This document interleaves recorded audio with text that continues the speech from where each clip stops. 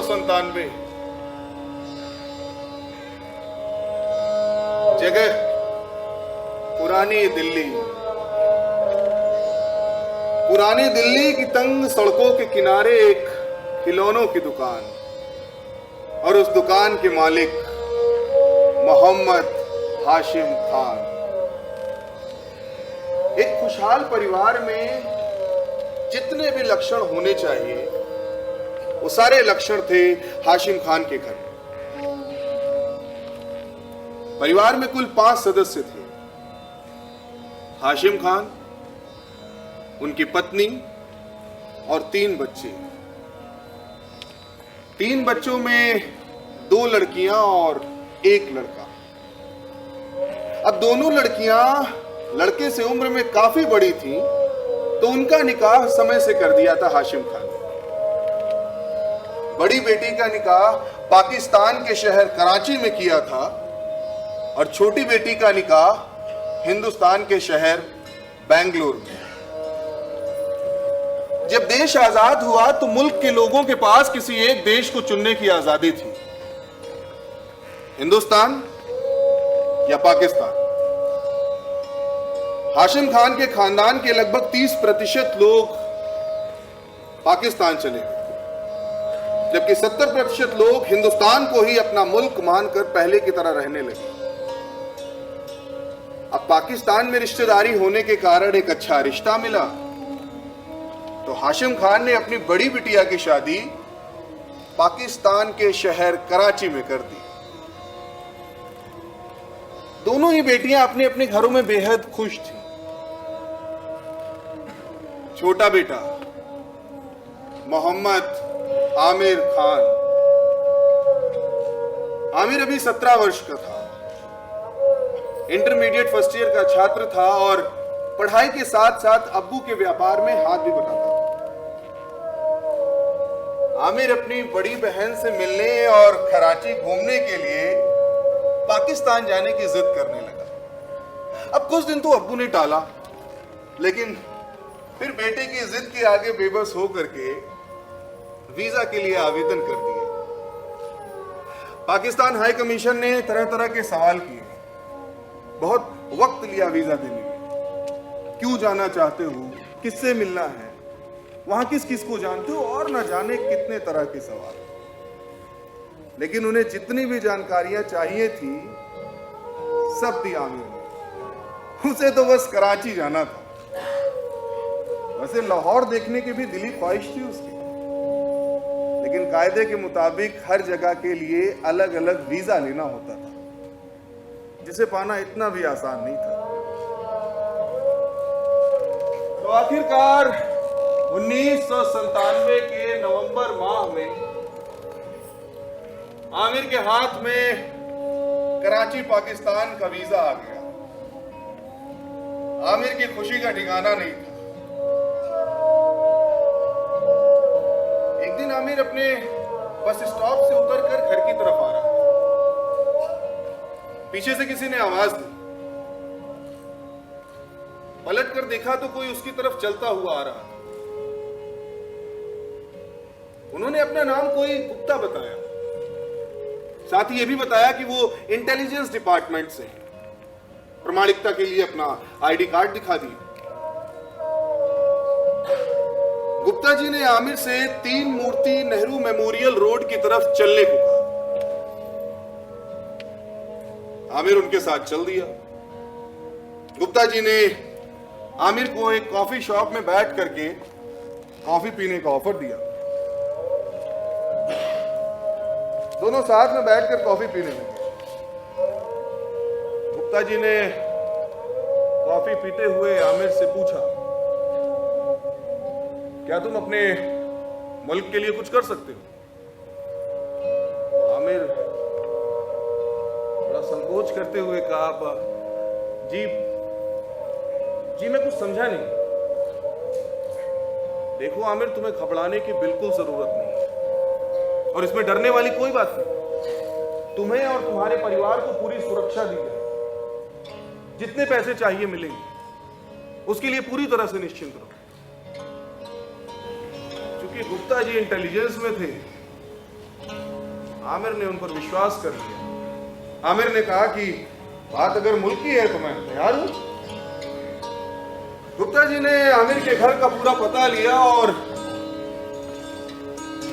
जल्दी ही मिलने का वादा करके चल दिए। अब एक दिन गुप्ता जी आमिर के घर पहुंच गए। इस बार गुप्ता जी के साथ एक और शख्स पहुंचे थे आमिर के। वो कद में गुप्ता जी से थोड़े बड़े थे। गुप्ता जी उन्हें सर कह के बुला रहे थे। दोनों आमिर को लेकर के एक रेस्टोरेंट में आ गए। इस बार गुप्ता जी ने आमिर को उसका काम समझाना शुरू किया। देखो आमिर, तुम्हें कुछ नहीं करना है, सिर्फ कुछ तस्वीरें लेनी। कराची के शाह फैजल रोड पर नेवल हेडक्वार्टर है। उस नेवल हेडक्वार्टर की तस्वीर, उसके अगल बगल जो सरकारी बिल्डिंगें हैं, प्राइवेट ऑफिसेज हैं,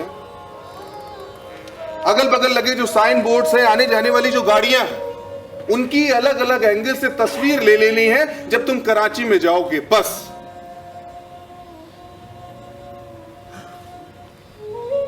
गुप्ता जी के साथ जो उनके साथी थे,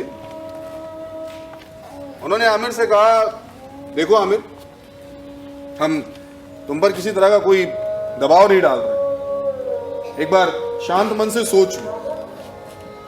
वैसे अगर तुम मेरी राय पूछोगे तो मैं तो यही कहूंगा कि तुम्हें काम जरूर करना चाहिए। भाई तुम नहीं करोगे तो कौन करेगा? एक सच्चे देशभक्त हिंदुस्तानी के लिए अपनी देश की सेवा करने का इससे बेहतर मौका और क्या हो सकता है? और एक बात के लिए मैं तुम्हें आश्वस्त करता हूं, तुम्हारा कोई बाल भी बाका नहीं कर पाएगा। तुम्हें और तुम्हारे परिवार को पूरी सिक्योरिटी दी जाएगी। जितने पैसे चाहिए हम देंगे, उसके लिए तुम पूरी तरह से निश्चिंत रहो। आमिर गुप्ता जी की और उनके साथ जो सर थे, उन दोनों की हर एक बात पर हां करता चला गया। गुप्ता जी ने आमिर से कहा, देखो आमिर, यह देश की सुरक्षा से जुड़ा मामला है। इसकी गोपनीयता बनाए रखना तुम्हारा फर्ज है। इस बात को किसी से भी साझा मत करना, अपने परिवार के लोगों से भी नहीं। साथ ही गुप्ता जी ने आमिर की बड़ी बहन जो कराची पाकिस्तान में रहती थी, जिससे मिलने वो जा रहा था, उसके घर का पता और टेलीफोन नंबर ले लिया।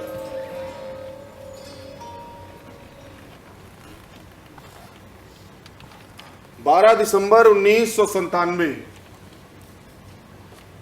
आमिर पुरानी दिल्ली रेलवे स्टेशन पर खड़ा समझौता एक्सप्रेस का इंतजार कर रहा था। उसने देखा कि सामने से गुप्ता जी चले आ रहे हैं। गुप्ता जी ने आमिर के हाथ में एक कैमरा और पेजर दिया। उस दौर में मोबाइल फोन प्रचलन में नहीं था, तो संदेश भेजने के लिए पेजर का इस्तेमाल होता था। साथ में गुप्ता जी ने आमिर के हाथ में 5000 रुपए भी दिए और कहे कि वहां कराची में एक साबिर होटल है, वहां भी चली जाना। वहां एक मिस्टर चौधरी तुमसे मिलेंगे, वो कुछ दस्तावेज देंगे, उसे साथ में लेते आना। आमिर ने कहा ठीक है। रात तकरीबन 9 बजे ट्रेन पुरानी दिल्ली रेलवे स्टेशन से रवाना हुई। सुबह आमिर पाकिस्तान में था। पाकिस्तान में प्रवेश करते ही सबसे पहले उसकी नजर जिस साइन बोर्ड पर पड़ी, उसमें उर्दू में लिखा था, पाकिस्तान में आपका इस्तकबाल है।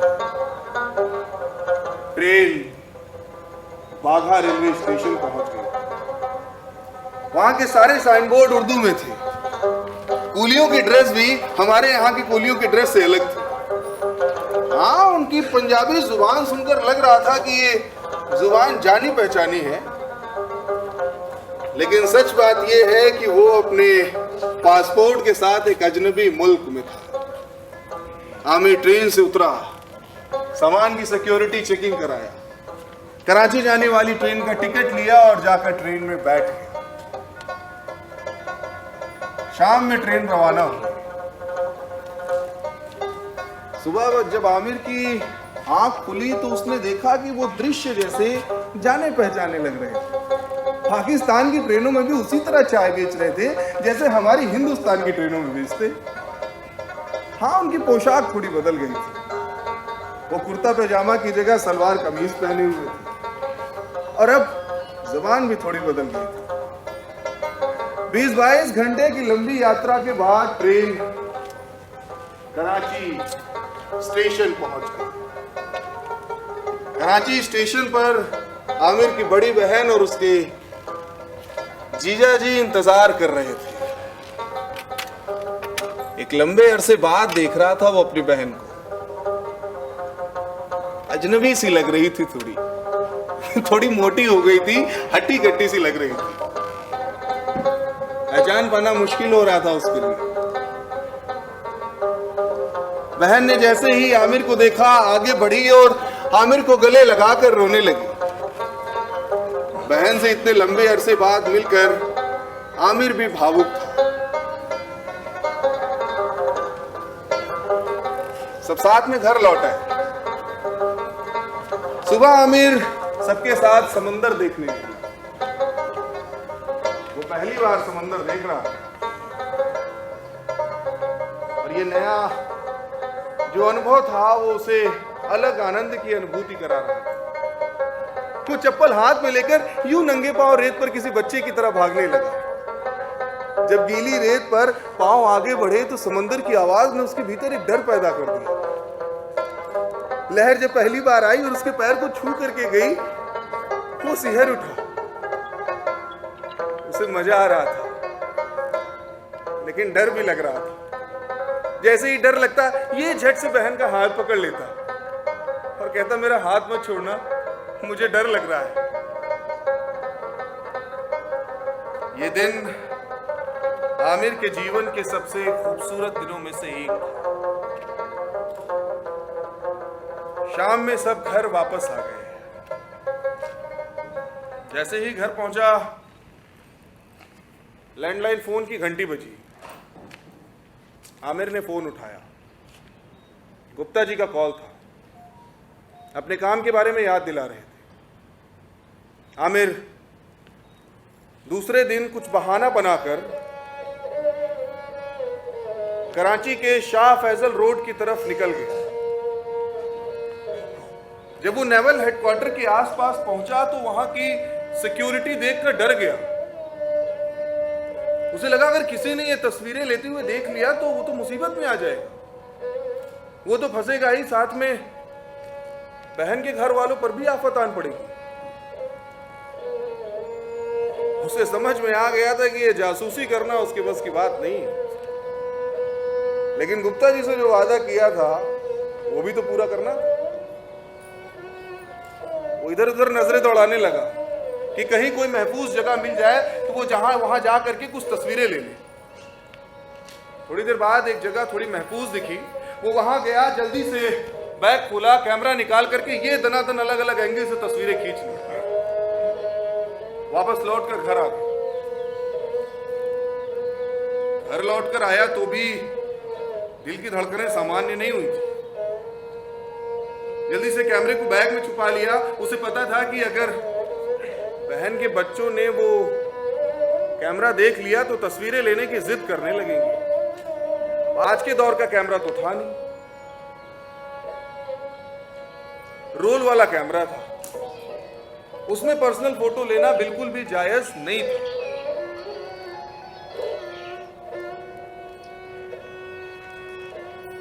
गुप्ता जी ने एक काम और सौंपा था जो थोड़ा आसान लग रहा था। साबिर होटल में किसी मिस्टर चौधरी से मिलना था। उनसे कुछ दस्तावेज लेने थे। आमिर ने सोचा कि वो अगले दिन जाकर के मिस्टर चौधरी से मिल लेगा, लेकिन उसकी तबीयत खराब हो गई। वो लंबे समय तक बिस्तर पे पड़ा रहा। 5 फरवरी 1998 आमिर साबिर होटल गया मिस्टर चौधरी से मिलने। मिस्टर चौधरी ने जैसे ही उसे देखा एक चमड़े का थैला उसके हाथ में रख दिया। उस चमड़े के थैले में कुछ दस्तावेज थे। आमिर वो चमड़े का थैला हाथ में लिया और सीधे घर आ गया। अपना बैग खोल के उस चमड़े के थैले को जल्दी से अंदर डाल दिया और उसी चमड़े के थैले में कैमरे का वो रोल भी निकाल कर डाल दिया जिस रोल में नेवल हेडक्वार्टर और उसके इर्द गिर्द की तस्वीरें कैद थी। गुप्ता जी से किए गए वायदे के मुताबिक आमिर ने अपनी बहन और उनके घर वालों को भी इस बारे में कुछ नहीं बताया। 11 फरवरी 1998 आमिर कराची से बाघा के लिए रवाना हो गए। वो बाघा रेलवे स्टेशन पहुंचा, भारत आने वाली ट्रेन का टिकट लिया और सिक्योरिटी चेकिंग के लिए लाइन में खड़ा हो। वो जब सिक्योरिटी चेकिंग के लिए लाइन में खड़ा हुआ तो उसने देखा कि सिक्योरिटी वाले तो सभी का बैग खोल के एक एक सामान निकाल के कपड़े लगते उलट पुलट कर देख रहे हैं। आमिर डर गया। उसे लगा कि जिस तरह की चेकिंग चल रही है सिक्योरिटी वालों को पता चल जाएगा कि उसके बैग में वो चमड़े का थैला रखा है। आमिर डर से कांपने लगा। उसकी आंखों के सामने पाकिस्तानी जेल नजर आने लगी। उसे समझ नहीं आ रहा था वो क्या करे। वो धीरे से लाइन से बाहर आ गया, इधर उधर देखने लगा। उसने देखा कि प्लेटफॉर्म के दूसरी तरफ एक सुनसान टॉयलेट है। वो दौड़ करके उस टॉयलेट के पास गया, जल्दी से अपना बैग खोला और चमड़े का थैला निकालकर ये जोर से घुमा के फेंका टॉयलेट की छत पर।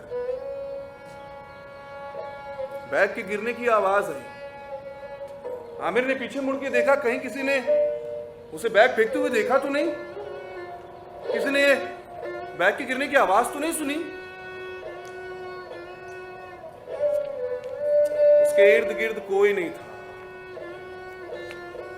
किसी ने उसे बैग फेंकते हुए नहीं देखा था। आमिर फिर से आके लाइन में खड़ा हो गया। थोड़ी देर बाद सिक्योरिटी चेकिंग के लिए आमिर का नंबर आया। जिस तरह सबके सामान की चेकिंग हो रही थी उसी तरीके से आमिर के सामान की भी चेकिंग हुई और उसे आगे भेज दिया गया पासपोर्ट पर मोहर लगाकर। आमिर आकर ट्रेन में बैठ गया।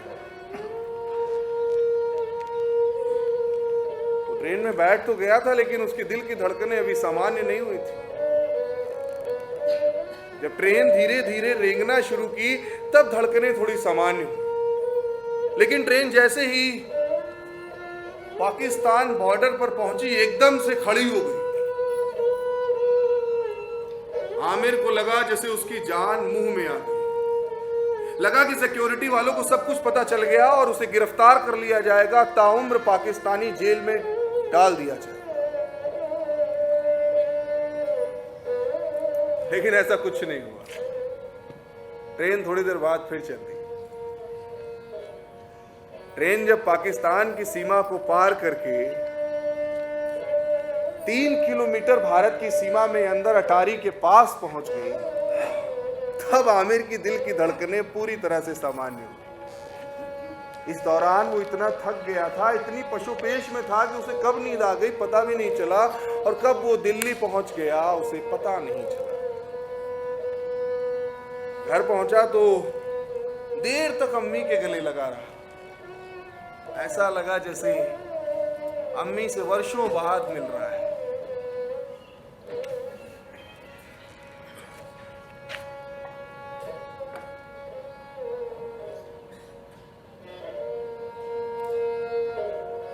चौदह फरवरी 1998 आमिर ने गुप्ता जी को पेजर पर मैसेज किया कि वो दिल्ली लौट आया है, जितना जल्दी हो सके उनका कैमरा और पेजर वापस करना था। गुप्ता जी ने आमिर को आजाद मार्केट में मिलने को बुलाया। आजाद मार्केट आमिर के घर के बिल्कुल पास में ही था। आमिर जब गुप्ता जी से मिलने गया तो थोड़ा संकोच करते हुए कहा, गुप्ता जी मुझे अफसोस है कि मैं आपका काम नहीं कर सका। वहां जिस तरह की सिक्योरिटी थी, इस काम को कर पाना बिल्कुल संभव नहीं था। मुझे पता है आप निराश होंगे, मुझसे नाराज भी होंगे, लेकिन वहां के जो हालात थे, मैं करता भी तो क्या करता। गुप्ता जी ने कहा कि तुम्हें पता नहीं है तुमने देश का कितना बड़ा नुकसान किया। देश की सेवा का तुम्हें जो मौका मिला था वो तुमने गंवा दिया। मुझे तो अब भी विश्वास नहीं हो रहा। ऐसा संभव ही नहीं है कि तुम वो दस्तावेज भारत में लेकर के ना आए। मुझे कुछ नहीं सुनना। 48 घंटे का समय दे रहा हूं, चाहे जहां से लेकर के आओ, लेकिन मुझे वो दस्तावेज चाहिए। लेकिन गुप्ता जी, जिन्हें मैं वहां फेंक करके आ चुका हूं, उसे मैं कैसे ला करके आपको दे दूं? जो कुछ भी सस्ता, मैंने सब कुछ आपको बता दिया। आप मेरी बात पर यकीन क्यों नहीं कर रहे?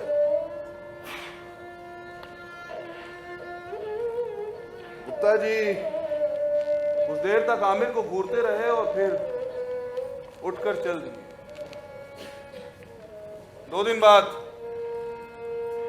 यानी 17 फरवरी 1998, गुप्ता जी ने फिर से आमिर को मिलने को बुलाया। इस बार जैसे ही आमिर गुप्ता जी के सामने पहुंचा, उसने हाथ जोड़ लिया। देखिए गुप्ता जी, आप चाहें तो मुझे डांटें या मुझे गाली दें, जो कुछ भी सच था मैंने सब कुछ आपको बता दिया। आप मेरी परिस्थिति को समझने का प्रयास क्यों नहीं कर रहे? वहां के हालात कतई ऐसे नहीं थे कि मैं वो दस्तावेज भारत में लेकर के आ पाता। और जिस दस्तावेज को मैं बाघा के टॉयलेट की छत के ऊपर फेंक के आ चुका हूं, उन्हें मैं कैसे आपको ला करके दे दूं?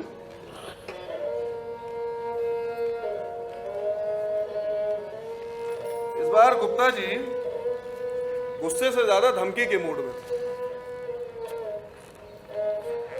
उन्होंने कहा, देखो ऐसा है, मिस्टर चौधरी ने तुम्हें जो दस्तावेज दिए थे, मुझे किसी भी हालत में चाहिए।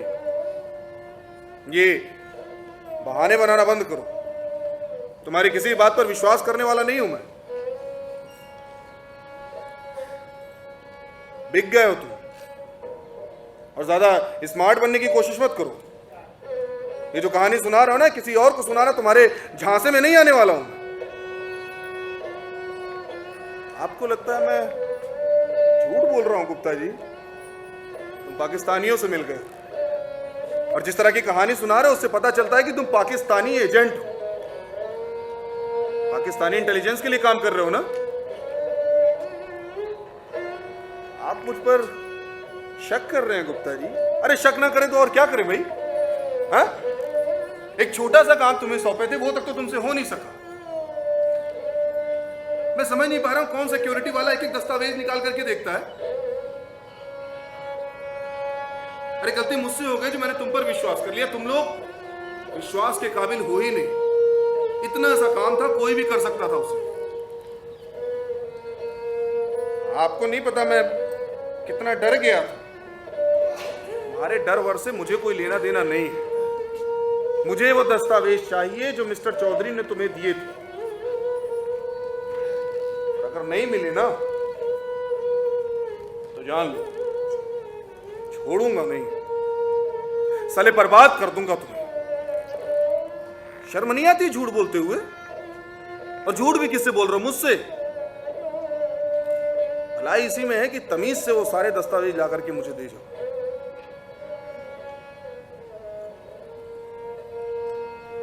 आमिर सुर्ख पत्तों की तरह कांपने लगा। डर उसकी हड्डियों के पोर पोर में समा गया। पूरी शरीर सुन्न पड़ गई। घर लौट कर आया तो भी यही सोचता रहा कि जो कुछ भी सच था मैंने सब कुछ गुप्ता जी को बता दिया। गुप्ता जी मेरी बात पर यकीन क्यों नहीं कर रहे?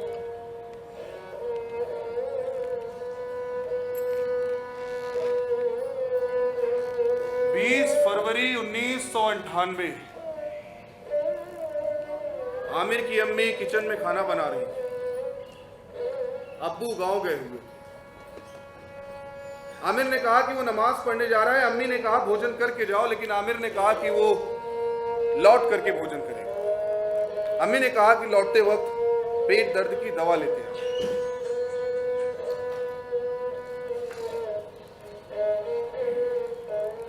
आमिर जब मस्जिद से नमाज पढ़कर निकला,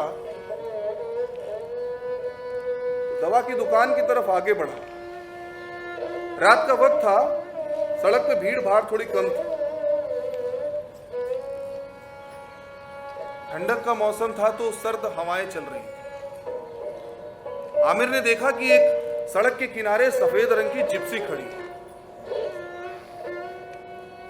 आगे बढ़ा तो उसने महसूस किया कि वो जिप्सी उसका पीछा कर रही है।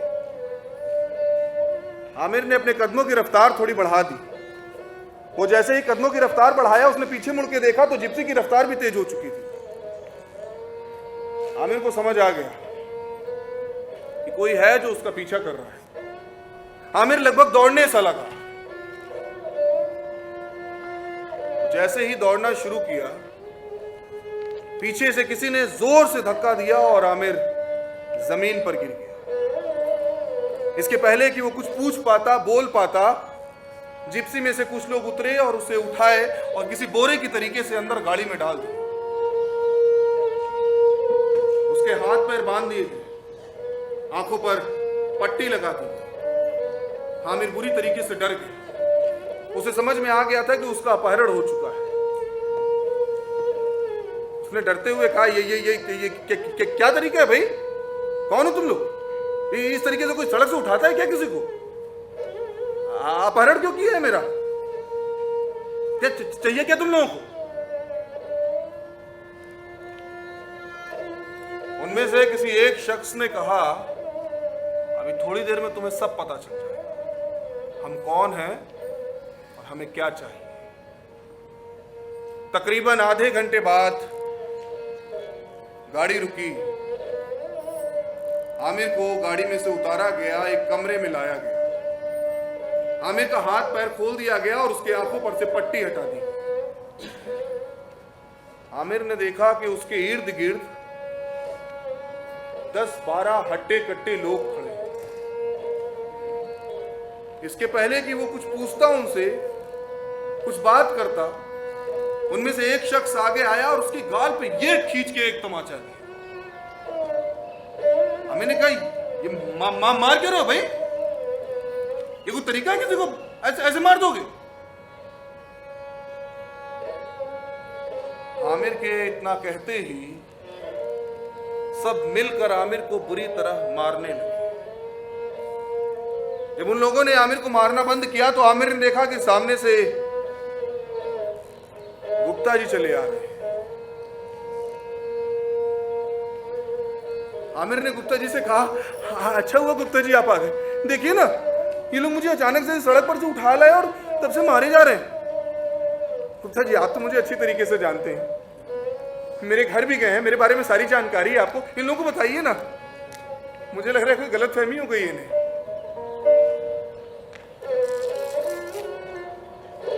गुप्ता जी के हाथ में चिप्स का पैकेट था।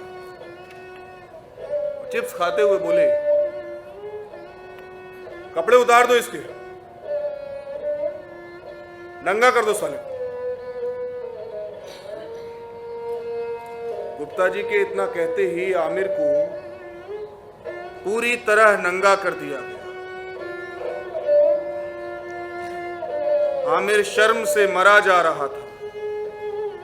उसे याद भी नहीं कि पिछली बार वो कब किसी के सामने इस तरह निर्वस्त्र हुआ था।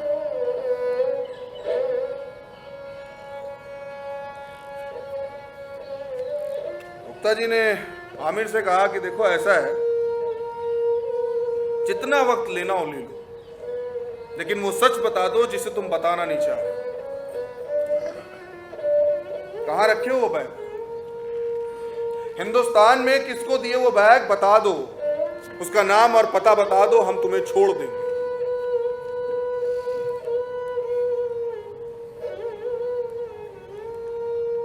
आमिर गुप्ता जी के इस बदले स्वरूप को देखकर दंग था। एकटक हतप्रत गुप्ता जी को देख रहा था। गुप्ता जी ने कहा, यार तुम लोगों ने सही से गरम नहीं किया इसे ना, अभी ठीक से सीधा करो इसे, इतनी आसानी से नहीं बोलने वाला है। गुप्ता जी के इतना कहते ही सब फिर से मिलकर आमिर को मारने लगे। जब उन लोगों ने आमिर को मारना बंद किया तब तक उसकी प्यास से बुरी हालत हो चुकी थी। उसने पीने के लिए पानी मांगा। बगल में एक बड़ा सा भगोना रखा हुआ था, पानी से भरा हुआ। पानी देने के बजाय उसका पूरा सिर उसी भगोने में डाल दिया गया। आमिर बुरी तरीके से छटपटा रहा था, लगा जैसे उसके प्राण निकल जाएंगे। उन लोगों को लगा कि आमिर बेहोश होने वाला है, तब उसका सिर पानी में से निकाले। आमिर हांफते हुए हाथ जोड़ करके कहा, गुप्ता जी मेरी बात पर यकीन कीजिए, जो कुछ भी सच था मैंने सब कुछ आपको बता दिया है। जब मैं उसे भारत में लेकर के नहीं आया तो कैसे किसी को दे दूंगा, किसका नाम और पता बता दूं आपको।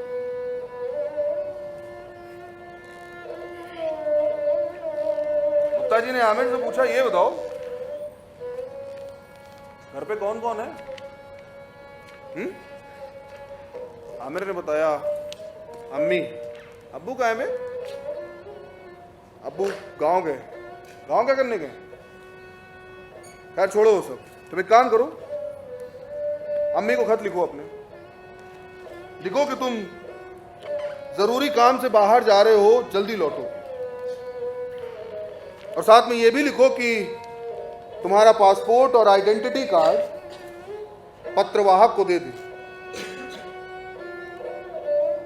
आमिर अभी भी गुप्ता जी को यूं ही एकटक देख रहा था, बिना कुछ बोले। घूर क्या रहे हो बे? जितना कह रहे हैं शांति से करते चलो। तुम्हें पता नहीं है तुमने अभी देश का कितना बड़ा नुकसान किया है। भलाई इसी में है कि जितना कह रहे हैं शांति से मानते चलो उसको अक्षरशः। आमिर अभी भी शांत गुप्ता जी को ऐसे देख रहा था जैसे कोई एक अपरिचित व्यक्ति उसका शोषण कर रहा हो।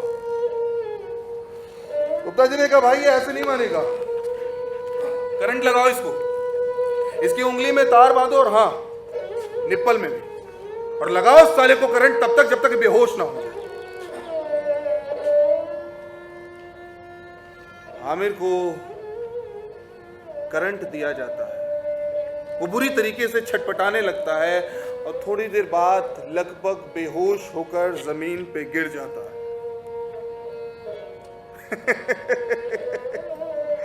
ये तो इतने नहीं टाइम बोल गया भाई, है गुरु, इतनी आसानी से मरने नहीं देंगे तुम्हें। बहाना जो कर रहे हो ना ताकि मार ना खाना पड़े। पता है गुरु तुम्हारे ऐसे लोगों को होश में कैसे लाना है। जरा सूझा लो भाई। गुप्ता जी आमिर के हथेली पर वो पूरा सूजा घुसेड़ देते।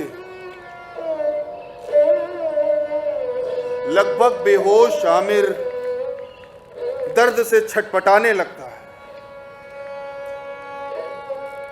गुप्ता जी सिगरेट जलाते हैं। सिगरेट पियोगे? हैं? मुंह से तो सब पीते हो, तुम हाथ से पियो। हथेली लाओ, पियो। उसकी हथेली पर सिगरेट रगड़ देते हैं। आमिर फिर दर्द से कराहने लगता है। उसके बाद उसके नंगे जिस्म पर जगह जगह सिगरेट से जलाया जाता है और आमिर लगातार दर्द से कराहता रहता है। बहुत देर तक उस दर्द के आगे टिक नहीं सका। अम्मी को खत लिख दिया, अम्मी मैं जरूरी काम से बाहर जा रहा हूं, जल्द ही लौटूंगा। मेरा पासपोर्ट और आइडेंटिटी कार्ड पत्रवाहक को दे देना। गुप्ता जी ने आमिर से पूछा, ये बताओ कराची में कहां घूमे? ISI के हेडक्वार्टर तो गई, क्यों क्या यार छोड़ो ये सब, तुम ये बताओ, तुम्हें जो काम करने को दिया गया था तुम उसमें फेल कैसे हो? मतलब आज तक तो कोई फेल हुआ नहीं था, तो तुम कैसे फेल हुए? मैं समझ नहीं पा रहा हूं। कह रहे हो मेरे पास अनुभव नहीं था, अनुभव नहीं था, इसमें अनुभव की क्या जरूरत थी बे? खाली डॉक्यूमेंट ही तो लाना था, और क्या लाना था? और अगर ये काम कर नहीं सकते थे तो हामी क्यों भरे थे? क्या देशभक्त होने का शौक चल रहा था क्या? है? तुम तो मुझे शक्ल से देशद्रोही लगते हैं। तुम लोग कभी देशभक्त हो ही नहीं सकते। खाते यहां की और बजाते वहां की। लेकिन इस बार गलत बयाना ले लिया तुमने। देश से गद्दारी की सजा क्या होती है आज हम बताते हैं तुम्हें। बहुत दिनों का इनकाउंटर किए, दीवार से लगा के सटा खड़क इनकाउंटर करते हैं इसका। आमिर को दीवार से सटा कर खड़ा कर दिया जाता है। गुप्ता जी उसकी खोपड़ी पर ये रिवॉल्वर तान कर खड़े हो जाते हैं और उसके सामने सादे पन्ने रखकर कहते हैं कि इस पर दस्तखत करो। वो भी ठीक वैसे ही दस्तखत जैसे तुमने अपने पासपोर्ट पर किए थे।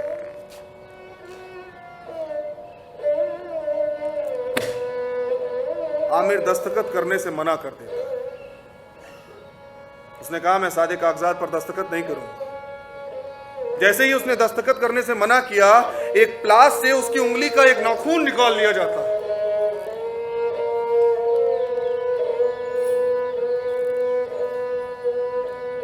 दर्द की जो सबसे विभत्स स्थिति होती है, आमिर इस वक्त उसका सामना कर रहा है। बहुत देर टिक नहीं सका, हस्ताक्षर कर दिए। ठीक वैसे ही हस्ताक्षर जैसे उसने अपने पासपोर्ट पर किए थे, पूरे 150 सादे पन्नों पर। पूरे एक हफ्ते आमिर को अलग अलग तरीके से टॉर्चर किया जाता है।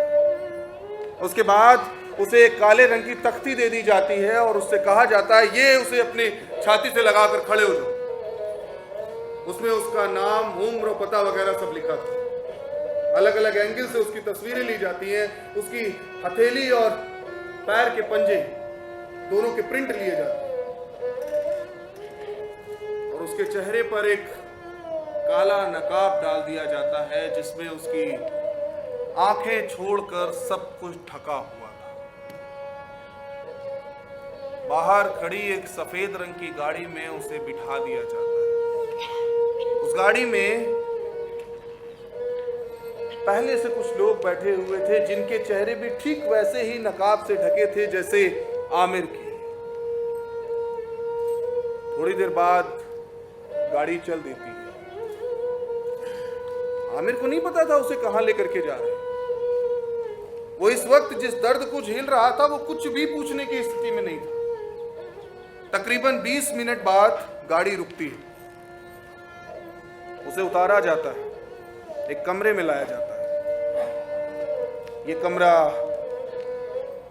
कोर्ट रूम था। आमिर के हाथ में से हथकड़ी निकाल दी जाती है, चेहरे पर से नकाब हटा दिया जाता है। पुलिस वाले जज साहब के सामने कुछ सामान रखते हैं, कुछ कागजात, फाइल, बंडल्स और एक रिवॉल्वर। जज साहब सरसरी निगाह से आमिर की ओर देखते हैं और 10 दिन की पुलिस रिमांड पर भेज देते हैं।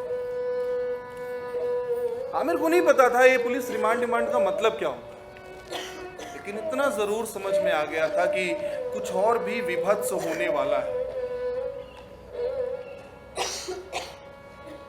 जब आमिर को पुलिस कस्टडी में अदालत से बाहर लाया गया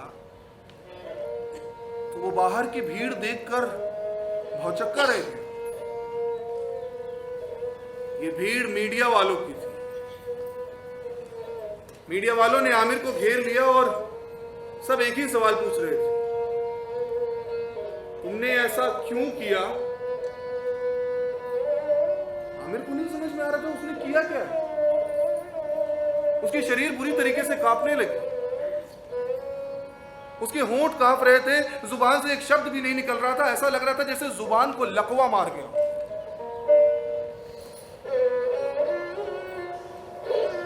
पुलिस वाले उसे लगभग घसीटते हुए गाड़ी के पास ले गए और किसी बोरी की तरीके से गाड़ी में भर दिए। गाड़ी आगे चल दी और मीडिया वाले पीछे छूटते गए।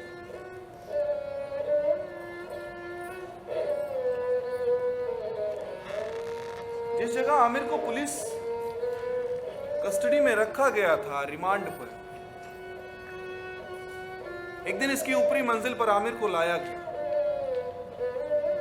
वहां पे उसके घर वाले मिलने आए थे, अम्मी और अब्बू। अब्बू ने जैसे ही आमिर को देखा, उन्होंने आंखें उनकी भर आई और उन्होंने कहा कि ये सब कैसे हो गया बेटा। बगल में अम्मी खड़ी थी, आगे बढ़कर आमिर को गले लगा ली, हपक के रोने लगी। उसकी बाहें सहलाकर देख रही थी कि कहीं उसके शरीर पे कोई जख्म तो नहीं है। अम्मी को समझ आ गया था कि आमिर के शरीर पे बहुत सारे जख्म हैं। खुद को संभाल ना सकी, फूट फूट कर रोने लगी। आमिर डर गया, कहीं ऐसा तो नहीं उसकी अम्मी और अब्बू को भी गिरफ्तार कर लिया गया। उसने अब्बू से कहा, अब्बू मैं आपको इत्मीनान से सारी बात बताऊंगा। अभी यहाँ पे सब कुछ ठीक है, आप यहाँ की फिक्र ना करें, आप लोग जल्दी से घर जाइए।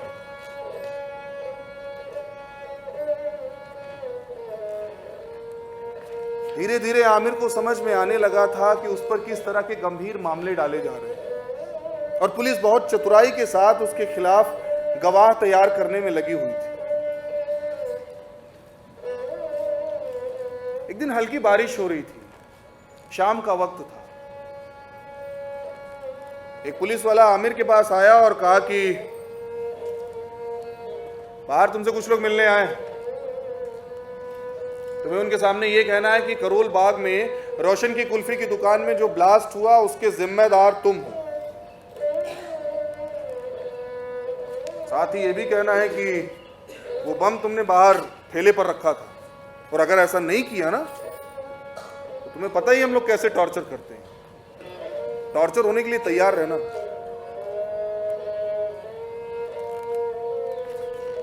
आमिर को बगल वाले कमरे में ला करके जमीन पे बैठा दिया गया और कहा गया कि सामने जो लोग बैठे हैं उनसे माफी मांगो। आमिर जब नजर उठाया तो दंग रह गया। सामने जो लोग बैठे हुए थे उनके चेहरे बुरी तरीके से झुलसे हुए थे, जगह जगह जले हुए, फटे हुए, किसी के हाथ नहीं थे तो किसी के पैर। पूरी शरीर पे जगह जगह पट्टियां बंधी हुई थी और चेहरे पर साफ साफ डर दिख रहा था। आमिर समझ गया कि ये ब्लास्ट की जद में आए हुए लोग और ये जो चोट लगी है ये सब धमाके की वजह से। उसी डर के जीने पर्दे से एक जले हुए चेहरे की रिरियाती हुई सी आवाज आई, तुमने ऐसा क्यों किया हमारे साथ? हमने क्या बिगाड़ा था तुम्हारा? क्या क्या बैर था हमसे? आमिर को लगा कि वो अब रोया कि तब। जी किया कि फट पड़े और कहते मैंने कुछ नहीं किया ऐसा, मैं तो ये सब करने की सोच भी नहीं सकता।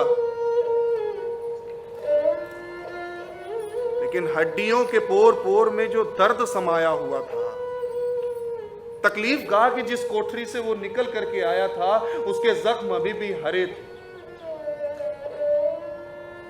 सिवाय झूठ कबूलने के कोई और रास्ता नहीं था उसके पास। टूट गया, जमीन पर लेट गया और हाथ जोड़ करके कहा, गलती हो गई, माफ कर दो।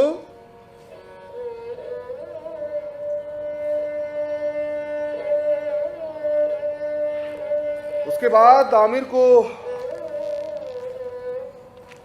पुलिस वाले दिल्ली के अलग अलग मार्केट में लेकर के गए, तमाम सकरी गलियों के बीच में लेकर के गए और कहे इन दुकानों को ठीक से पहचान लो। अगली बार जब लाया जाएगा तो कह देना कि बम बनाने का मसाला यहीं से लेकर के गए थे, और अगर नहीं कहे तो फिर जानते ही हो तुम। दिल्ली के लोधी रोड में एक स्पेशल पुलिस सेल था। उस सेल की विशेषता यह थी कि गवाह तो अंदर अभियुक्त को देख सकता था, लेकिन अभियुक्त बाहर गवाह को नहीं देख सकता था। एक दिन आमिर को उसी सेल में लाकर खड़ा कर दिया। दूसरी तरफ गवाह खड़े थे। उन गवाहों से कहा गया कि ठीक से देखो इसे और पहचानने की कोशिश करो कि क्या जब ब्लास्ट हुआ तो उसके इर्द गिर्द इसे देखा था। आमिर बुरी तरीके से कांप रहा था। उसे डर लग रहा था कि कहीं कोई उसमें से ये ना कह दे, हाँ साहब देखा तो था, ये तो खड़ा था वहां पे। बहुत देर तक वो पशुपेश में रहा कि क्या कहा होगा गवाहों ने। एक हवलदार ने बताया कि गवाहों ने तुम्हारी शिनाख्त कर ली है। उस दिन जब बम धमाका हुआ तो तुम वहां पे उपस्थित थे। 18 साल की उम्र में आमिर पे 22 मुकदमे लाती है। 1996 और 1997 के बीच में दिल्ली और आसपास के इलाकों में कुल 22 आतंकवादी बम धमाके हुए। उन सभी धमाकों में उसका नाम डाल दिया गया। जितनी उसकी उम्र नहीं थी उससे ज्यादा उस पर मुकदमे ला दिए गए और उसे जेल भेज दिया।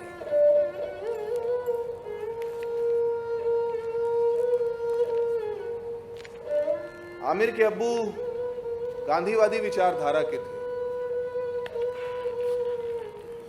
जब वो पहली बार आमिर से जेल में मिलने आए तो उन्होंने आमिर से कहा,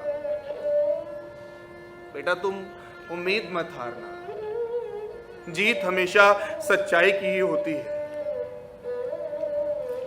मुझे पता है तुम बेगुनाह हो, बहुत जल्द रिहा हो जाओगे तुम, लेकिन एक बात हमेशा याद रखना, जगह कोई भी हो अपनी संगत हमेशा अच्छी रखना। मुझे विश्वास है कि जेल में भी तमाम अच्छे लोग होंगे। कोशिश करना उनकी संगत में रहने की, गलत संगत में मत रहना मेरे बच्चे। और अगर अच्छी संगत ना मिले तो किताबों को अपना साथी बना लेना। खूब मन लगा के पढ़ाई करना, तुम्हें बहुत आगे जाना है, अभी मेरे नाम रोशन करना है मेरे बच्चे।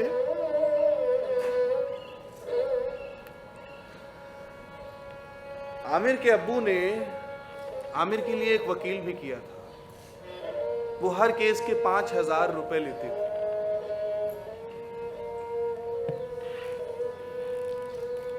आमिर को पता था कि इसका कुछ भी फायदा होने वाला नहीं है। दरअसल वकील की तो कोई भूमिका ही नहीं थी, सबने पहले से ही उसे गुनहगार मान लिया था। एक बार वकील साहब ने कोर्ट में इस बात को रखने का प्रयास किया कि जो जबरदस्ती उसके सादे कागजात पर दस्तखत लिए गए थे, तो ऐसा लगा जैसे किसी ने वो बात ही नहीं सुनी। ये रवैया सिर्फ अदालत में ही नहीं था, जेल में मेडिकल चेकअप के लिए जो डॉक्टर आते थे, आमिर ने अपने कान से उन्हें कहते हुए सुना कि सही से तुम लोगों ने ऐसी कुटाई की नहीं, कायदे सबक सिखाना चाहिए था। ये रिपोर्ट बनाने के लिए तो हम लोग थे ना। आमिर को जेल में देर रात तक नींद नहीं आती थी। वो जब भी आंख बंद करता, ब्लास्ट में जले हुए चेहरे आंखों में धुएं की तरह चुभने लगते। वो हर रात ये सोचता था कि जब भी वो जेल से रिहा होगा, वो उन लोगों से मिलने जरूर जाएगा जिनके चेहरे उसने देखे थे यूं झुलसे हुए, जले हुए, और उनसे हाथ जोड़कर कहेगा कि यदि मेरे प्रति कोई मैल हो तो निकाल देना। मैंने कोई ब्लास्ट नहीं किया, मैं तो ये सब करने की सोच भी नहीं सकता। तुम्हारी जिंदगी में बारूद भरने वाला मैं नहीं हूं। खुदा के लिए मेरी बात पर यकीन करो।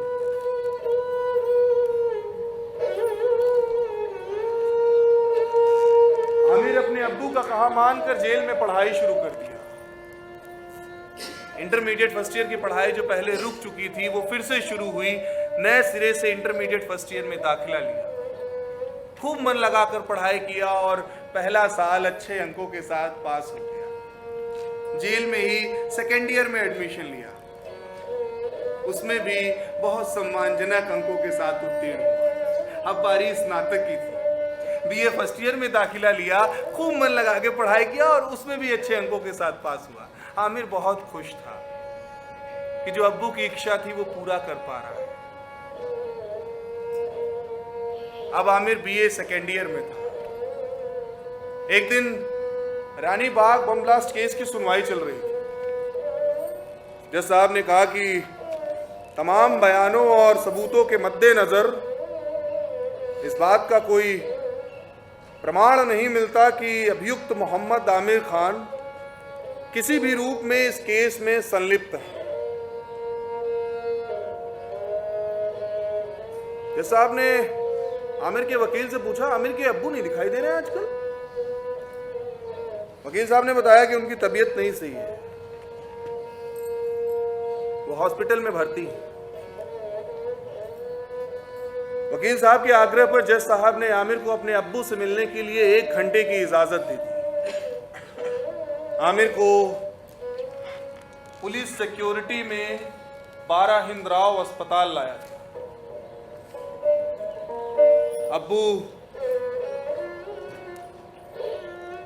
हॉस्पिटल के उस कमरे के कोने वाले बेड पर लेटे हुए थे, बेहद कमजोर हो गए थे। डॉक्टर उन्हें लगातार सर्जरी का सुझाव दे रहे थे, लेकिन वो मना कर रहे थे, जिद पर अड़े हुए थे। आमिर उनके मना करने की वजह समझ रहा था। अब्बू आमिर से नजरें नहीं मिला रहे थे, लेकिन उनकी आंखों के नीचे उदासी की जो गहरी पपड़ी जमी हुई थी वो छुपाए नहीं छुप रही थी। बिना कुछ बोले आमिर को यूं एकटक देखने लगी। दोनों एक दूसरे की आंखों में न जाने क्या ढूंढ रहे थे।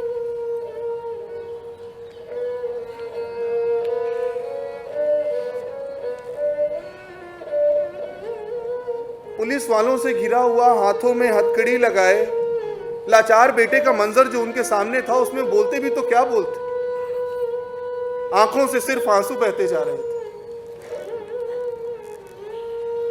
बगल में अम्मी खड़ी थी, वो भी कुछ नहीं बोल रही थी। उनकी सिसकियों से पूरा कमरा गूंज रहा था। असल अब्बू को लगने लगा था कि अब वो ज्यादा दिन जी नहीं पाएंगे, और उन्हें इस बात का ज्यादा अफसोस भी नहीं था। लेकिन उनके बेटे पर जो आरोप लगे थे वो तकलीफ उन्हें टीस दे रही थी। वो जानते थे कि आमिर बेगुनाह है, उस पर लगे सारे आरोप बेबुनियाद।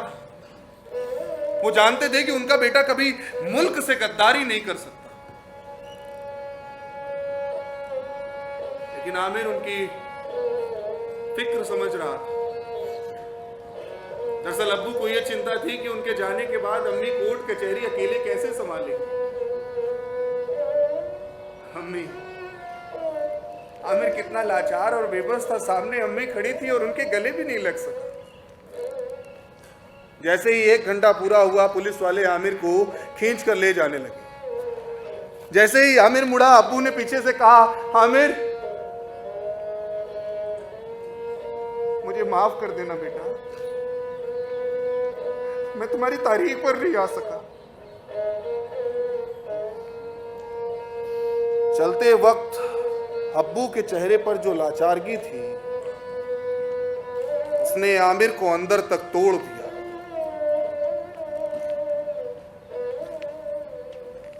अगले दिन किसी दूसरे कोर्ट में पेशी चल रही थी। किसी मार्केट में बम ब्लास्ट केस का मामला था।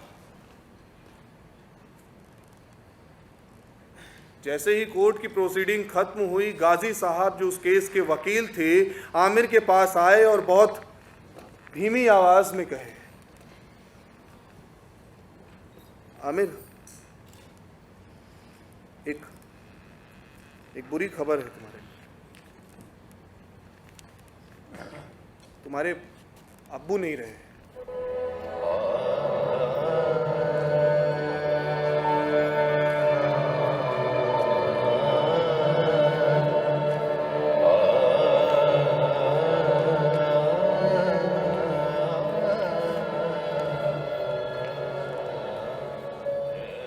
आमिर किसी कटे दरख्त के मानिंद जमीन पर बहरा कर गिर गया।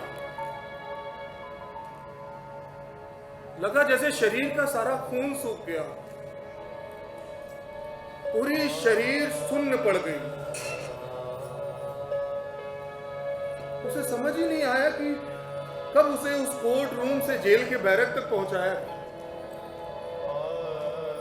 उसकी आंखों के आगे सिर्फ अंधेरा था और उस अंधेरे में अजीब सा सन्नाटा। उस अंधेरे को घूरे जा रहा था, कभी बंद आंखों से तो कभी खुली आंखों से। अब्बू का चेहरा धुंधला धुंधला सा दिख रहा था कुछ। अब्बू के वो आखिरी अल्फाज कानों में गूंज रहे थे, मुझे माफ कर देना बेटा, मैं तुम्हारी तारीख पर नहीं आ सका।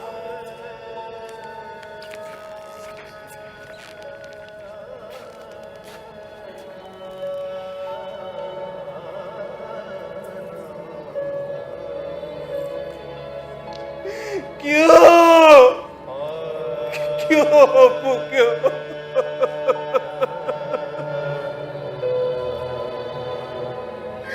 आप क्यों चले गए अब्बू? क्यों?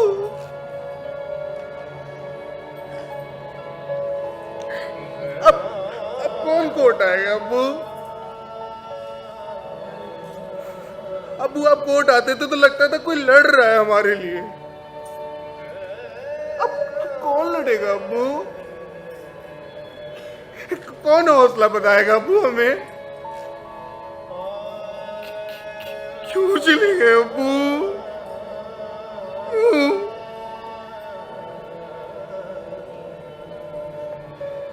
जब तक अब्बू का स्वास्थ्य सही रहा, वो हर एक तारीख पर कोर्ट आते थे, दिन भर कोर्ट में बैठे रहते, इस चैम्बर से उस चैम्बर दौड़ते थे कि शायद कहीं से एक धूप का टुकड़ा मिल जाए और उनका बेटा रिहा हो जाए। आमिर के वकील ने जनाजे में शामिल होने के लिए कोर्ट में अर्जी लगाई। जज साहब ने रिजेक्ट कर दी।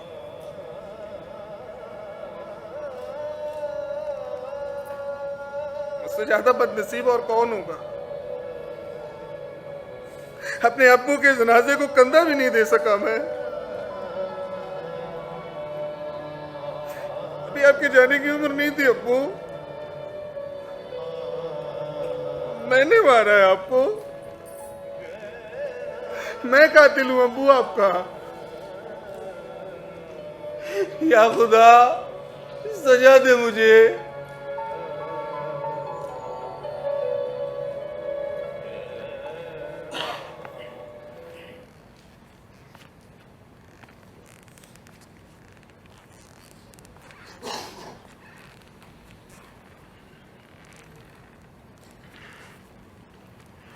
अब्बू के इंतकाल के बाद आमिर पढ़ाई में मन नहीं लगा सका। वो बीए सेकेंड ईयर में था और उसकी पढ़ाई रुक गई। वो जब भी किताब खोलता तो अब्बू का चेहरा सामने आता। दिल्ली के तिहाड़ जेल में आमिर की मुलाकात एक जॉन नाम के व्यक्ति से हुई। जॉन शिलोंग का रहने वाला था। वो दिल्ली में एक बैंक मैनेजर था। उसने किसी को लोन सैंक्शन किया था और जिसे लोन सैंक्शन किया उसके पास कोई गारंटर नहीं था तो खुद गारंटर बन गया। बाद में वो डिफॉल्टर निकल गया तो जॉन से कहा गया लोन की रकम भरने को। जॉन लोन की रकम नहीं भर पाया तो उसे जेल भेज दिया गया। जॉन आमिर की बहुत मदद करता था, उसका अच्छा साथी बन गया था। एप्लीकेशन लिखने से लेकर के अपील टाइप करने तक हर तरह की मदद करता था, उसे बहुत सारी कानूनी जानकारियां देता। जॉन ने आमिर के लिए सेशन कोर्ट से लेकर के हाई कोर्ट तक न जाने कितनी एप्लीकेशन और अपील टाइप की। हर बार जब जॉन उसकी मदद करता था तो उसे अब्बू की कही वो बात याद आती थी। मुझे विश्वास है जेल में भी बहुत सारे अच्छे लोग हैं, कोशिश करना उनकी संगत में रहने की। 22 केसों में कुछ तो खारिज हो गए, लेकिन 7 केस अभी भी उसकी शरीर से मुर्दे की तरह चिपके हुए थे। अब्बू के इंतकाल के 40 दिन बाद, यानी 40वां होने पर अम्मी पहली बार कोर्ट आई। अब भला अम्मी को कोर्ट कचहरी के बारे में क्या पता था, लेकिन बेटे की फिक्र थी जो उन्हें कोर्ट में लेकर के आई थी। आमिर के लिए अम्मी से नजरें मिला पाना मुश्किल हो रहा था।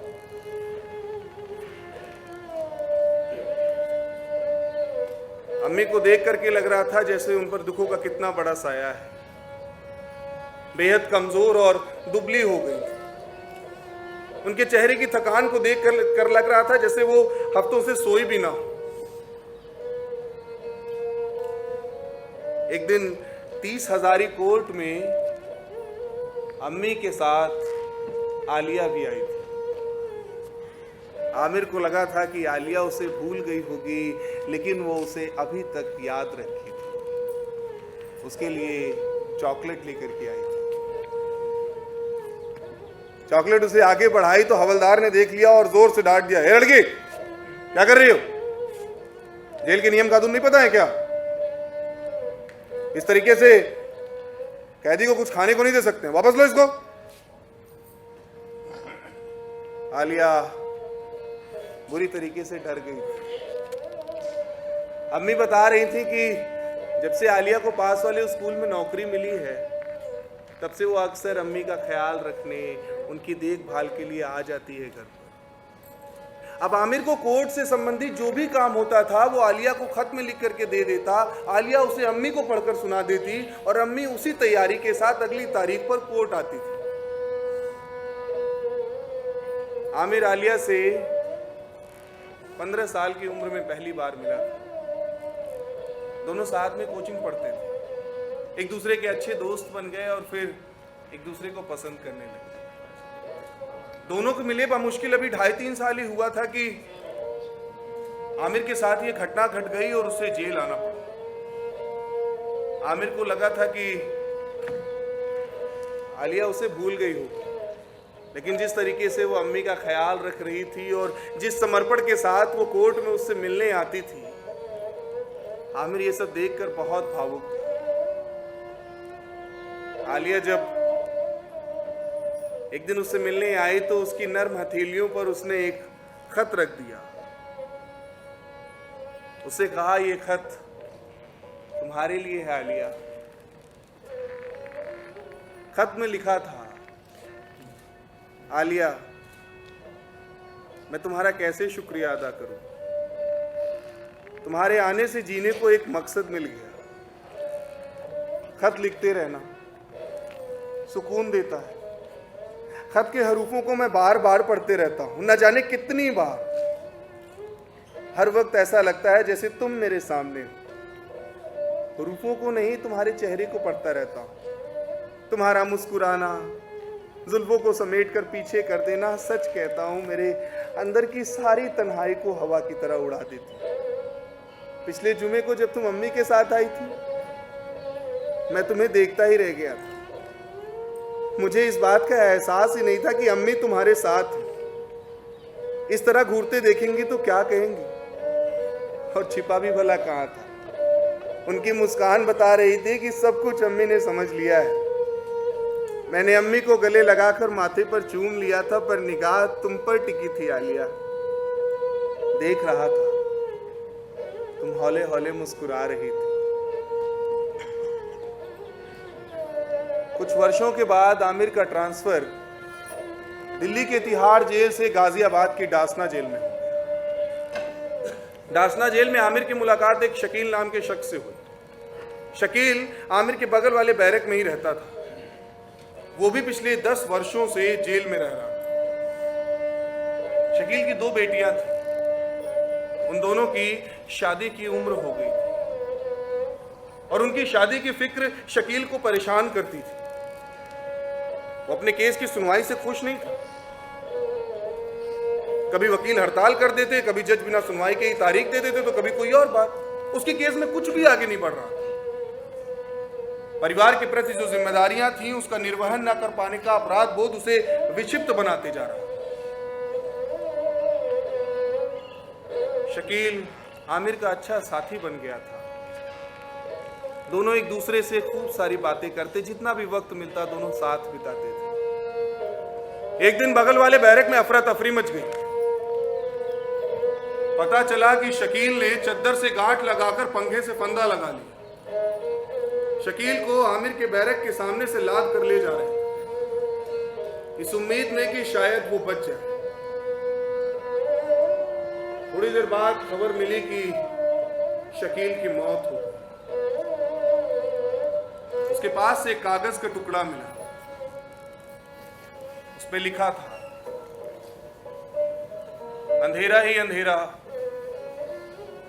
दूर दूर तक कहीं कोई रोशनी नहीं दिखाई देती और ना ही कोई रोशनी दिखने की उम्मीद।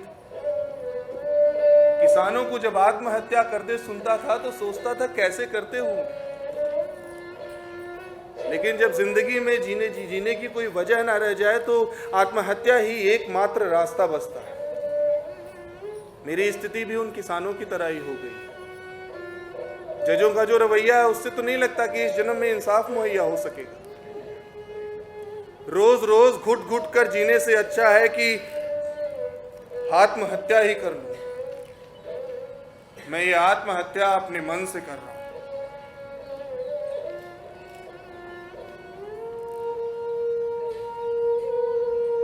शकील और आमिर में एक समानता ये थी कि दोनों 10-10 साल से जेल में बंद थे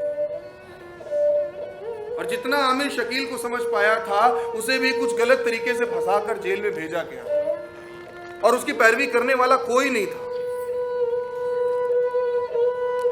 एक शख्स जिसके साथ आप दिन का ज्यादातर समय बिताते हो, एक बंद 4 दीवारी में उसकी अचानक से मौत हो जाए तो मनोदशा क्या होगी, इसकी कल्पना कर सकते हैं।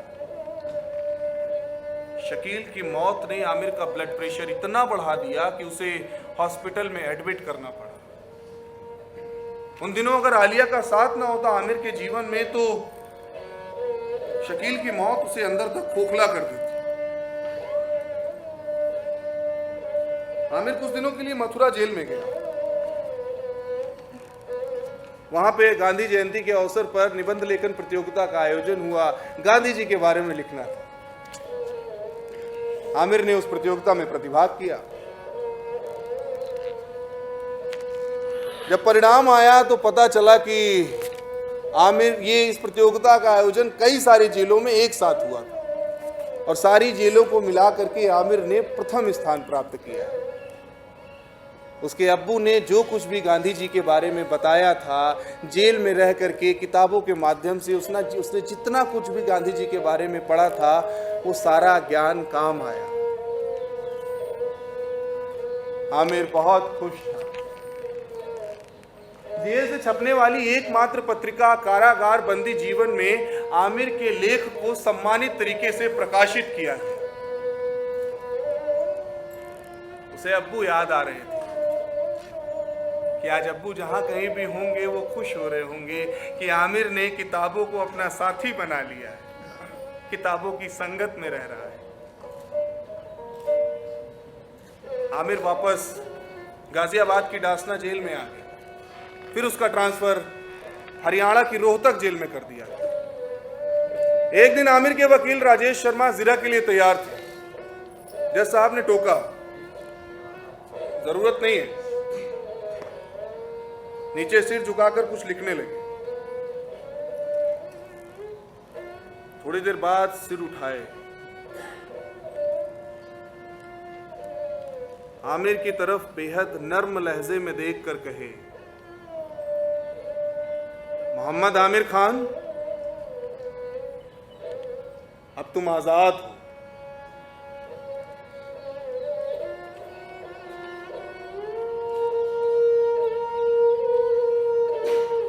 आमिर भौचक्का सा रह गया।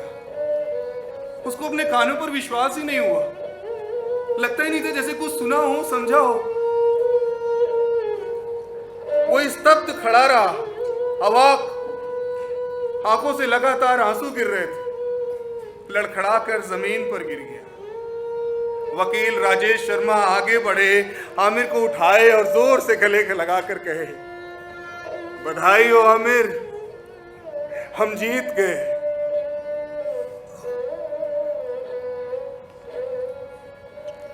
आमिर जब वापस जेल में आकर के अपने साथियों को ये खबर सुनाया तो सब खुशी से झूम उठे। ऐसा लगा जैसे पूरी जेल रिहा हो रही।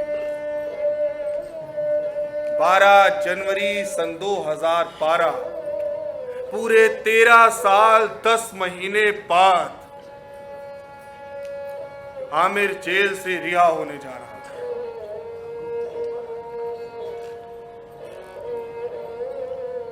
आमिर अपनी किताबें और सामान वगैरह बैग में रख लिया, निकलने की तैयारी कर रहा था। अधिकारियों का कहना था कि जेल में आमिर का आचरण बहुत अच्छा रहा। आमिर निकलने से पहले जेल अधीक्षक के पास गया और कहा, जेल का चरित्र प्रमाण पत्र दे दीजिए।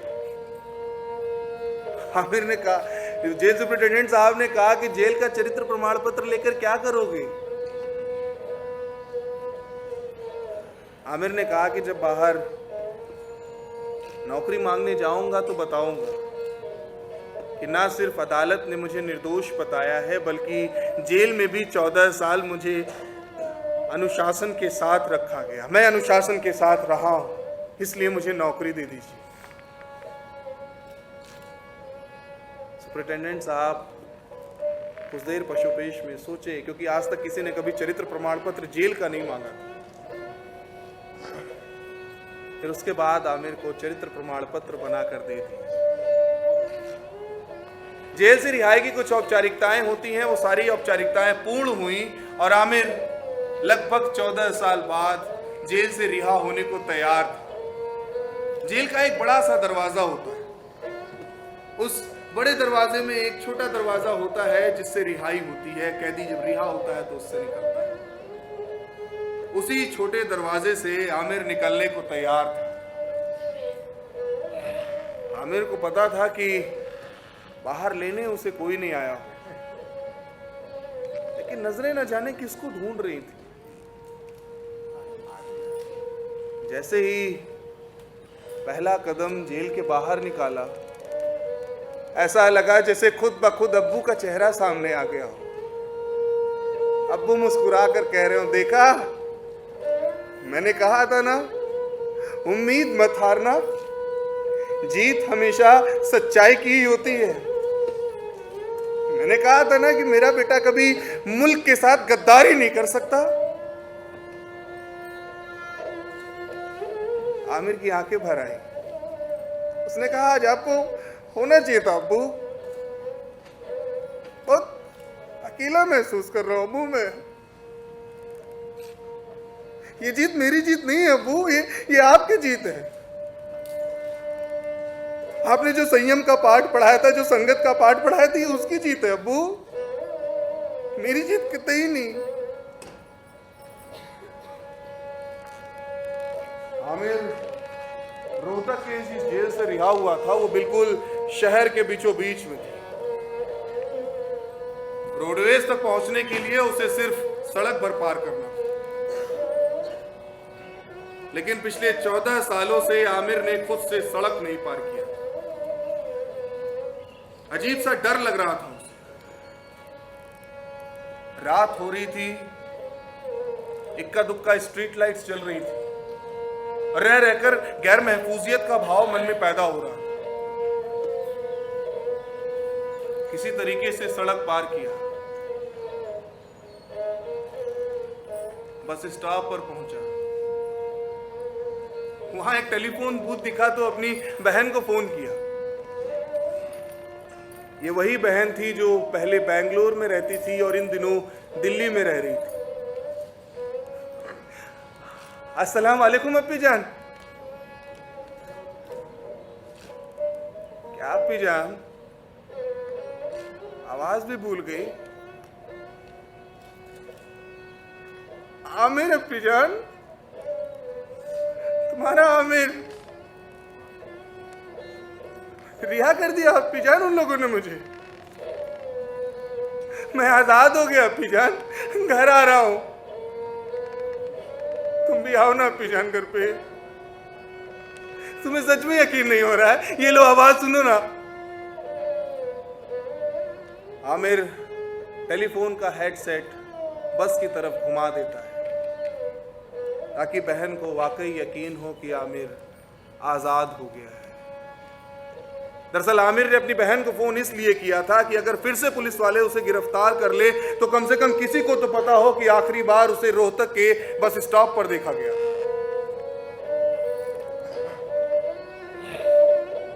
आमिर दिल्ली जाने वाली बस में आकर बैठ जाता है।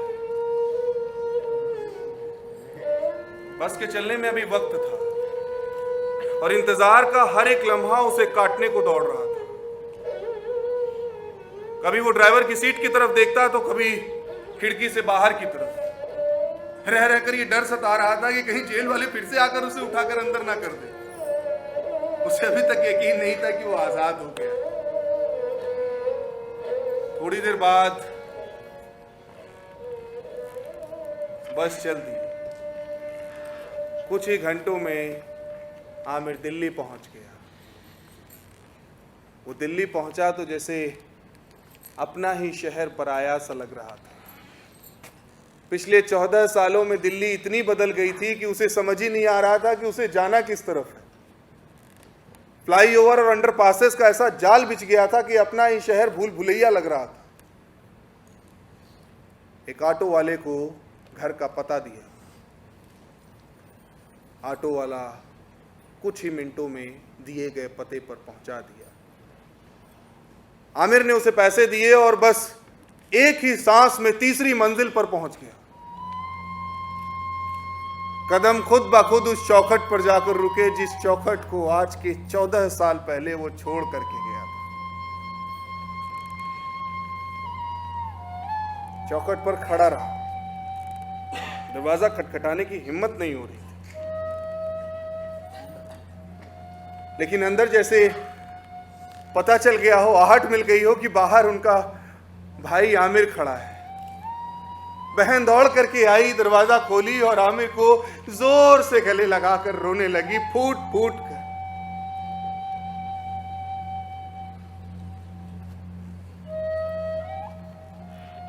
बहन आमिर को अंदर लेकर के आई।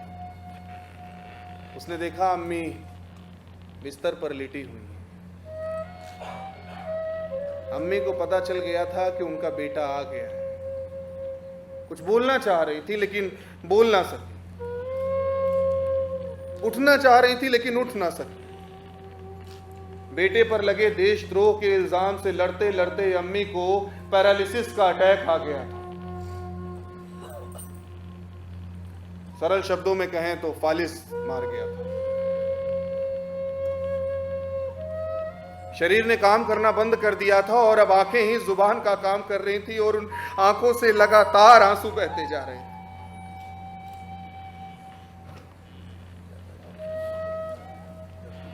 आमिर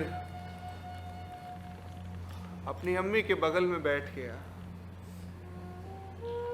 उनके माथे पर हाथ फेरते हुए कहा, अम्मी, अम्मी जान, मैं आ गया अम्मी जान। कुछ बोलो ना अम्मी जान। ऐसे चुप मत रहो अम्मी, कुछ बोलो ना। अम्मी कुछ बोलना चाह रही थी, लेकिन उनका बोल पाना अब संभव नहीं था। जिस लड़ाई को लड़ते लड़ते उनकी ये हालत हुई, उसकी जीत का जश्न मना पाना भी उनके लिए अब संभव नहीं था। आमिर कमरे को बहुत ध्यान से देख रहा था। अम्मी ने उसके हर एक सामान को बहुत हिफाजत के साथ रखा था। बहन बताने लगी कि अम्मी तुम्हारे सामान को किसी को भी छूने नहीं देती थी।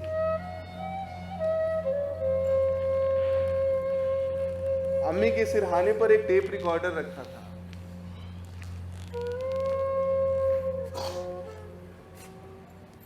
आमिर उस टेप रिकॉर्डर को उठा लिया। चांदनी चौक से खरीदा था इसे। बहन ने बताया कि उसका बेटा इसे लेने की जिद कर रहा था, लेकिन अम्मी ने मना कर दिया। बोली कि आमिर आएगा तो ढूंढेगा। ये कहते वक्त बहन की आंख भर आती है, उसका गला भर आता है।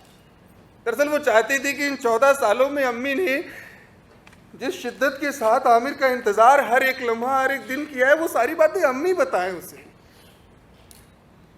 लेकिन अब अम्मी का कुछ भी बोल पाना संभव ही नहीं था। आमिर टेप रिकॉर्डर की बटन दबा देता है।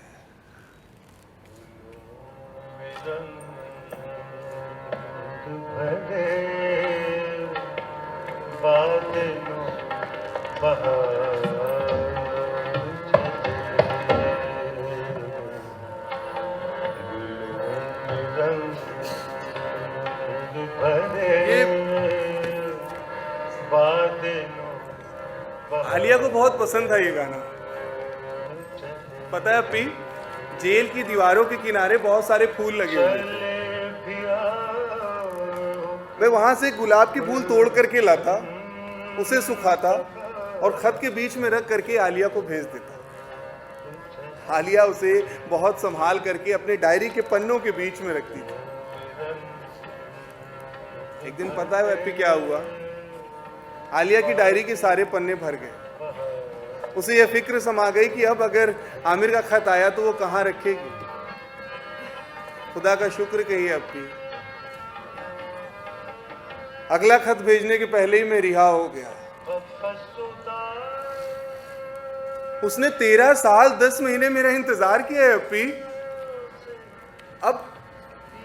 अब इंतजार करना मुनासिब नहीं होगा ना? हाँ अपी। आमिर अगले ही दिन आलिया के घर शादी की बात करने पहुंच जाता है। अमूमन ये काम घर के बुजुर्गों का होता था, लेकिन अब्बू के जाने के बाद कोई था भी तो नहीं जो उसके लिए रिश्ते के बारे में बात कर पाता। आलिया के अब्बू ने साफ मना कर दिया, नहीं, मैं अपनी बेटी की शादी किसी ऐसे शख्स से नहीं कर सकता जो पिछले 14 साल से जेल में बंद रहा हो। समाज के लोग क्या कहेंगे, रिश्तेदार कहेंगे, नहीं, ये शादी संभव नहीं हो सकती। अब एक ख्याल तो दोनों के मन में ये आया कि क्यों ना भाग करके कोर्ट से शादी कर ले, लेकिन लगा ये मुनासिब नहीं होगा, इतने सारे लोगों को नाराज करना सही नहीं है। दूसरा ख्याल ये आया कि जो इनके जान पहचान के लोग हैं, जिनकी सोसाइटी में इज्जत है, उन्हें अब्बू के पास भेजे मनाने के लिए। ये कोशिश रंग लाई, अब्बू शादी के लिए मान गए। एक दिन आमिर बाजार से घर लौटा तो देखा अम्मी कमरे में नहीं है। दौड़ करके किचन की ओर गया, देखा किचन पे फर्श पे पूरा आटा बिखरा हुआ है और अम्मी उसी आटे में सनी हुई जमीन पर पड़ी हुई है।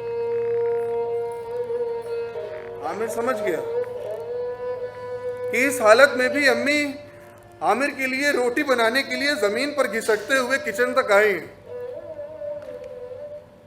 अम्मी को उठाया और जोर से अपने सीने से लगा कर कहा, आपने मेरी बहुत सेवा की है अम्मी, अब आपकी सेवा करने की मेरी बारी है। अम्मी, आपको इस बात का एहसास भी है कि आपको इस हालत में देख करके मेरी क्या स्थिति होगी। आप वादा कीजिए कि आज के बाद कभी ये सब नहीं करेंगी। आपका मेरी नजरों के सामने होना ही मेरे लिए सब कुछ है अम्मी। उस दौर में आमिर की स्थिति ये थी कि उसके दोस्त, रिश्तेदार, पड़ोसी सब उससे दूरी बनाए हुए थे। वो जेल से तो रिहा हो गया था, लेकिन लोग उसे अभी भी दोषी मानते थे। आमिर को उस छवि से निकालने में उस दौर में प्रिंट और इलेक्ट्रॉनिक मीडिया ने निर्णायक भूमिका निभाई। आमिर की बेगुनाही और उस पर हुए अत्याचार की खबर को प्रिंट मीडिया ने पूरे श्रृंखलाबद्ध तरीके से प्राथमिकता पर छापा। इलेक्ट्रॉनिक मीडिया ने आमिर की खबर को प्राइम टाइम की खबर बना दिया। देखते ही देखते आमिर नेशनल न्यूज बन गया, जिसका परिणाम ये रहा कि तमाम बड़े राजनेता, अभिनेता, सिविल सोसाइटी के लोग, बड़े साहित्यकार सब आमिर की मदद के लिए आगे आने लगे। 12 फरवरी 12 अक्टूबर सन 2012 आमिर और आलिया दोनों का निकाह हो गया। जिस दिन आमिर का निकाह था उस दिन सुबह सुबह देश के मशहूर फिल्म निर्देशक महेश भट्ट साहब ने आमिर को फोन करके बधाई दी। बधाई हो आमिर, शादी कर रहे हो। वो सारे वकील जो पिछले 14 साल लगातार आमिर की रिहाई की लड़ाई लड़े, वो सब आमिर के निकाह में शरीक हुए।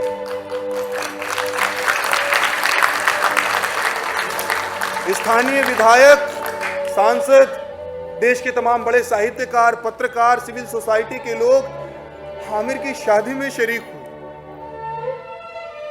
आमिर को विश्वास नहीं हो रहा था कि इतने बड़े बड़े लोग उसकी शादी में आए हुए। उसे आज भी वो लम्हा याद है जब 12 हिंदराव थाने के थाना अध्यक्ष व्हील चेयर पे बैठी अम्मी के पास गए और निकाह की बधाई दे रहे थे। पुलिस द्वारा जो सम्मान आमिर की अम्मी को दिया जा रहा था, वो देखकर वो भावुक था। उसे पता था कि आज अब्बू जहां से भी ये सब देख रहे होंगे, गौरवान्वित हो रहे होंगे। 14 मार्च सन 2014 उन दोनों की जिंदगी में एक बेहद खूबसूरत सी बच्ची अनुषा। ये एक संस्कृत का शब्द है जिसका मतलब होता है सूरज की पहली किरण। एक पर्शियन शब्द भी है अनुषा, जिसका मतलब होता है खूब खुश रहने वाली। आमिर का मानना है कि अनुषा उसकी जिंदगी में उम्मीद की एक नई किरण बन के आई।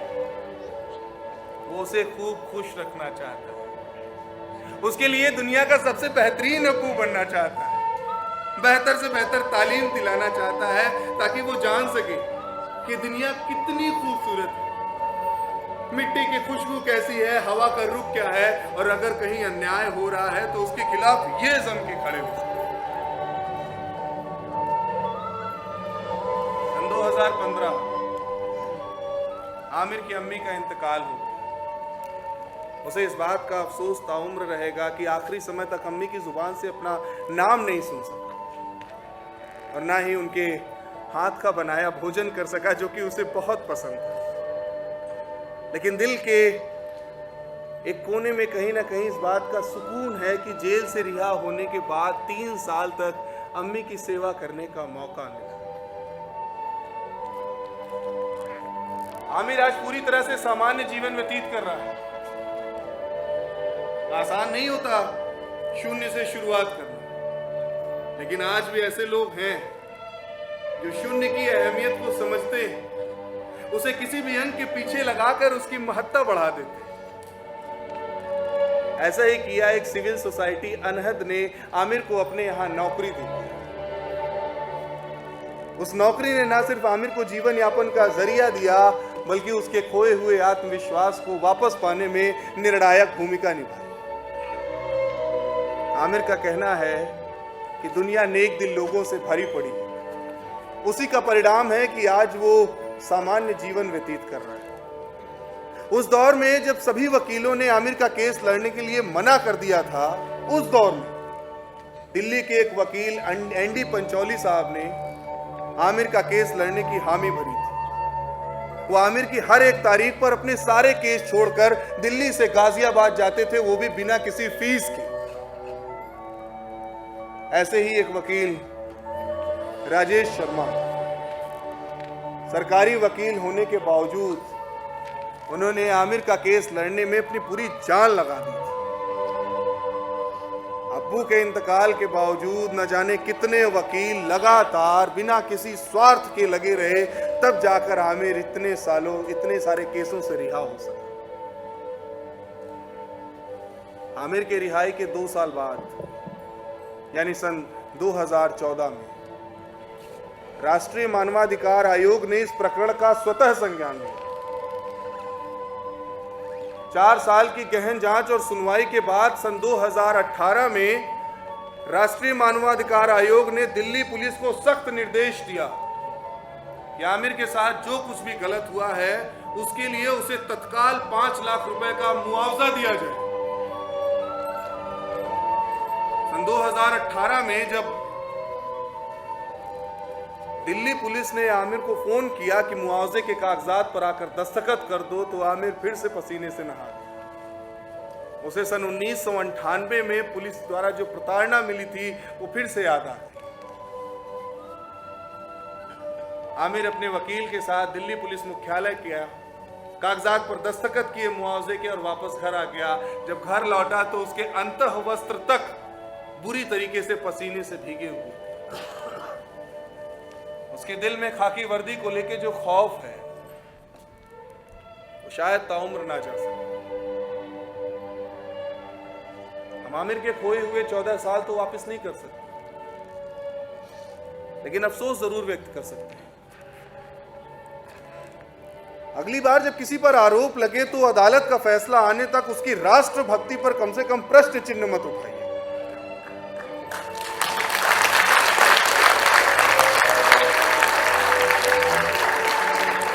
आमिर को आज भी अपने संविधान पर पूरा विश्वास और अपने हिंदुस्तानी होने पर गर्व।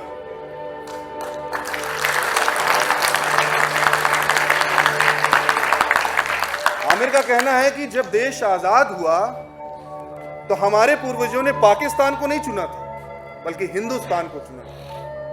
तो इस लिहाज से हम बाई चांस हिंदुस्तानी नहीं है बल्कि बाई चॉइस हिंदुस्तानी है।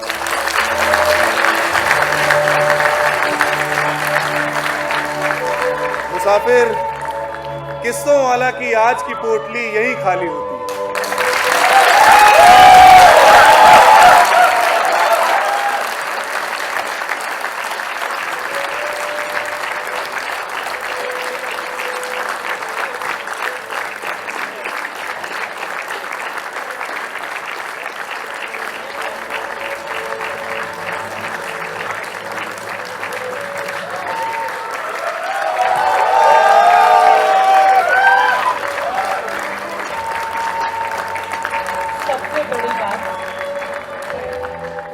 जो मैं सोच रही थी, पूरी कहानी सुनते वक्त हम सभी के रोंगटे खड़े थे, कई बार आंखों में आंसू आए, लेकिन उस व्यक्ति का सामने होना जिसकी ये कहानी सुनाई जा रही है, ये बहुत बड़ी बात है। हमारे बीच में मोहम्मद आमिर स्वयं मौजूद है।